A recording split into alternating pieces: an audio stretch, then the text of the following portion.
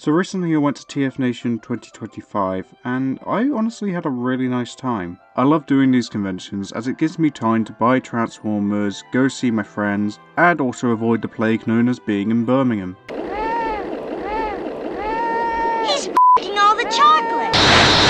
I rolled up to the Hilton on the Friday right before registration and met up with some folks in the bar. I went to the train station to go pick up Paper Plane, and whilst there I was picked up by our friend Dewine.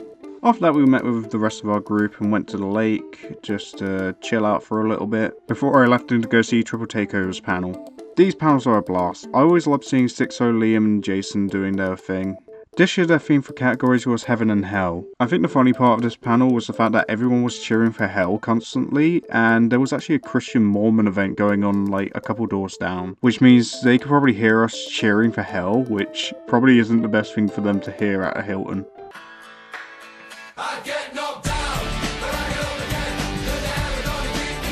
Jumping over to Saturday, we have opening ceremonies. I love going to these as the opening video always gets me hyped for TFN. When Scott McNeil's characters appeared in the video, everyone cheered in solidarity to say get well soon Scott. During opening ceremonies they also showed the Devastator Blocky set, which had one of my favourite errors of the convention other than the schedule being misspelt. Product configuration.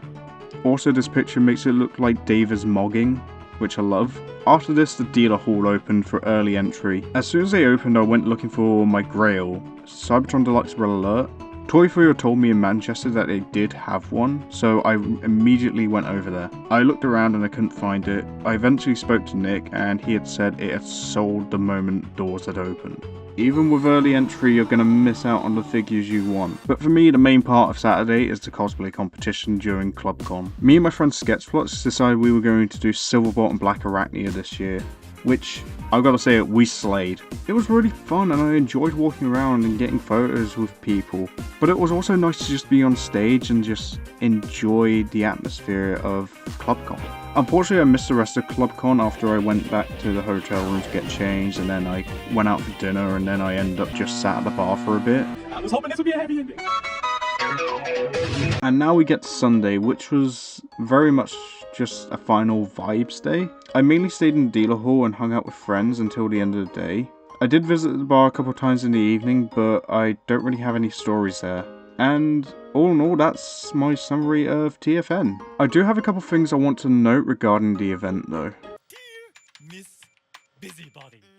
The fitness Grand Pacer test is TFN have mentioned that next year they do plan to expand within the Hilton. I would personally like to see the Forge get a bit more fleshed out because it would be nice for them to have their own space, as well as possibly another panel room for community stuff like a YouTubers panel. Also, during the cosplay competition there was about 5-10 minutes where the judges were making their decision on the winner. Whilst I applaud Dave for trying to keep the show running and basically improvising on the spot, I think in the future it would be nice if maybe other cosplayers could get the chance to come on stage. Those who aren't in the contest but are in cosplay during the event.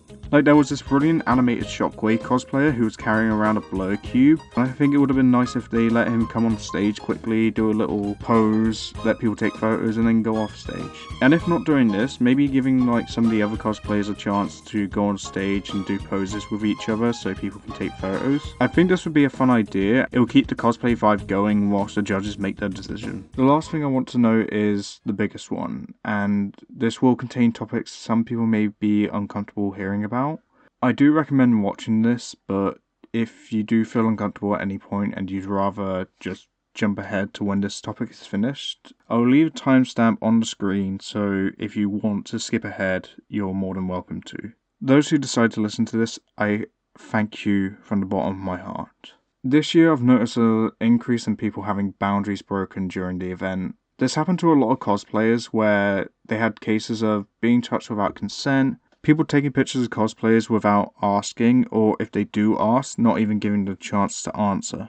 And some people being shouted at when declining a photo or any physical contact. I myself did have this happen to me. I won't go into too much detail, but when taking a photo with someone, they put their hand on my shoulder and I asked them if they could not put their hand on my shoulder, to which they responded quite angrily, shouting at me. Thankfully, I was pulled away from the situation, but this did leave me a little bit shaken. I did report this to TFN and they are looking into this. But as mentioned, it wasn't just me that had this sort of encounter. I did hear from other people as well, one of which was a cosplayer who, after the contest, they had their arm grabbed and were forced to take a photo. Some others have mentioned seeing TFN staff get shouted at quite abusively. In a post on Blue Sky, Few Adams even called out this behaviour after they were snuck up on and grabbed from behind. For years we've been saying cosplay is not consent, but it's also celebrities that are not consent either. Please remember that it's important to ask before taking photos or having any physical contact with people. Please keep it clean, and if you receive a no, be understanding, thank them for the time, and just continue with your day. Also, please just don't stalk people. This is disgusting behaviour. As far as I'm aware, this did not happen at TFN to my understanding, but it is something that should not be tolerated. In the description, I put a video from Seiji Cosplay. I hope I'm pronouncing that right. I do apologise if I mispronounce that. It's not directly related to the events that I've talked about here, but I feel it's a worthwhile watch for people at conventions. I want to thank you guys for listening to this part of the video. I know it's a bit of a heavy subject, but I feel it needs to be addressed in some way. That's all I wanted to say on the situation at this time. Now, let's continue talking about the trip because it doesn't end at TFN.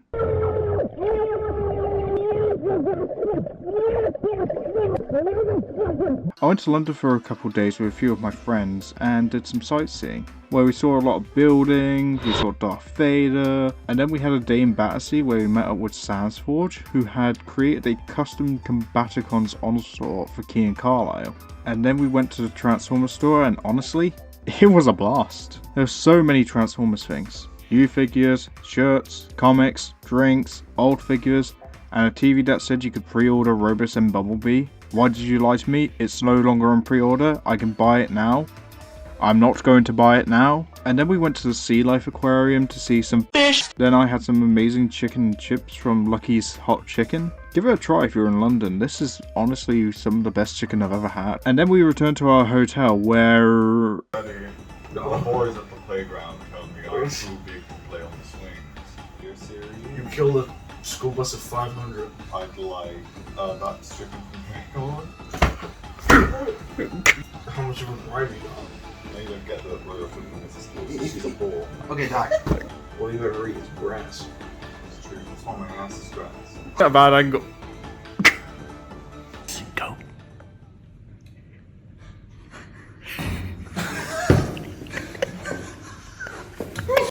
I really do love our tree. Our lemon tree. No, I'm not doing Lemon that. tree. No, fuck's sake. I love our lemon tree because there's so many tasty and lovely lemons on it. I love it so much. I would wish, if I wasn't married to you, I would marry the lemon tree. I would have sex with the lemon tree. I just hope, because in this community we have a problem with lemon stealing whores. What? Why do you know this? I just really hope this damn dirty lemon stealing whore is feeling about fucking lemons. You know, it's actually been about 5 minutes since we last looked at our lemon tree. Wait, I'm not even sure what the hell happened. But after all that, I returned home with some new toys, and that's what you're here to see, right? Well, let's get on with it then. First off, I unfortunately didn't get anything from the Forge this year. I did have a look around, but I didn't find anything that really grabbed my attention like it did last year. However, I did get a couple stickers. I got a Silverbolt sticker from Sketchflux and this cute little Cosmos from Oreo Glitch, along with this little Rodimus being held on a leash by Ultra Magnus, which was given to me by Sasa-chan. I hope I pronounced your name right. They also gave me a really nice Tarn bracelet, but I accidentally left it in London. I'm sorry. I also got this picture of Megatron, and for the life of me, I don't remember who gave it to me. If any of you recognise any of this art, please put it in the comments below so I can link them properly in the description.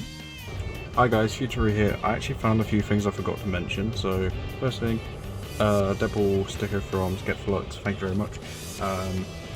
We got this gold little, you can barely see it, gold little RC that came from Oreo Glitch, and it came with this nice little flower in there, very nice. Also I got this Starscream picture that came with the Megatron. Again, tell me who you are. And also, I got one of the... You see that? Yep. Toy Foo badges. So, sweet. Anyway, back to the video. Hello, I'm a boy, and I like playing with my toy. Alright, let's talk about some toys now. And I think we'll start off with some blockies. Firstly, I got the Galaxy version IDW Optimus Prime from Forbidden Planet in London. I love how cute this little thing is. I did want the Chase version, but you know what? This guy's just cool as is. I also got Shining version Minor Megatron. I love this design, and I'm glad I finally have a version of it for my collection. This was bought at a Transformers store in Battersea. They were also at TFNation doing pre-orders for the Blockies Advent Calendar, which will be officially revealed on September 17th. I've pre-ordered mine, so maybe we'll do something with that in the future. We'll see. Whilst I was also there, I picked up Studio Series 86 Galvatron. This thing is really cool. I debated between this and the Leader Overcharge, but this was about £4 cheaper, so I'm happy with the decision I made. Plus, ironically, I think they overcharged a little bit. And the final thing I picked up from there was this. The Darker Mood Deluxe Optimus? What? But this is actually the Universal Studios version, specifically the Japanese one. And they had like 3 or 4 lots of shelves with him on. Did this thing really flop that badly that it's still on shelves 14 years later? But for the things I actually found at TFN, I got an RAD Spy Changeable Explorer, which this thing does annoy me a little bit. I found it loose, paid £15, only to find a 2-pack for £15 about an hour later. I swear I looked around to see if there was one at a better price, but I'm guessing they didn't put it out until later, and now I'm stuck with this thing. I could have gotten a Scourge as well, goddamn. But keeping to the tiny guys, I did pick up the Battle Patrol Micromasters, which are in great condition. I remember my cousin bringing over his old collection of figures, and when I was borrowing them, he did have the Battle Patrol Micromasters. So it's lovely to see these guys again, and I got them for a good price and in good condition, which is brilliant. I believe it was the same table I found these Beast Hunters Cyberverse figures of Optimus and Predaking. I'll be honest, I just had to grab them. The colours are so rad. A black and purple dragon? Hell yeah! And this Optimus here I'm going to be calling my Thunderclash because, well, look at it, it is Thunderclash. Speaking of repaints, I also found Sea Attack Ravage in good condition. I love these colours. I was going to hunt down the Recon version of this figure, but I think these colours suit it much more, and it's so lovely. Which is fitting as it goes with my Movie Advanced Dark Soundwave. I initially thought this was a cancelled figure, but Toy Guy did let me know that this was released as part of the Movie Advanced line. I probably should have guessed that, as it did come with instructions. As if we're on the topic of cool movie Decepticon repaints, let's have a hat trick. Nebula Starscream. I saw this Infused Toy Foo video and I knew I just had to have it. So I went to Toy Foo and bought it for them as my first purchase, and I felt a sense of glee. Also, Few wanted this, and when I found him to show that I had bought it, he called me a motherfucker for finding it before him. Thanks, buddy. The only other thing I bought from Toy Foo this year was Botcon Cindersaur. This thing looks so nice in person. It's so ugly. I love him. The G2 energy really shines here, which, I mean, makes sense as that was the theme of that year's Botcon. But I do worry about the key getting stuck in that pool. Like, mate, I think we might need to see a doctor. A doctor? Like Age of the Prime's Red Alert. Yes, I finally got him. I found this guy at In Demand Toys for a good price, and it feels good to finally experience this figure that everyone else has had for months. Also at In Demand, I picked up the little G1 Vortex. I believe this is complete minus the Combiner kibble, but I don't mind. I'm not going to go in for the full team. I love Vortex as he is, and he's the only one I need right now. I love him. But the final thing I bought, right from the Space Bridge, was a reissue of the G1 Seer Cons. God damn it, Jason. It's so nice to finally have this set. I did have a loose Snapchat years ago with no accessories, but I sold it off because I didn't really need it anymore. But it's so nice to have him back and have his entire team with him.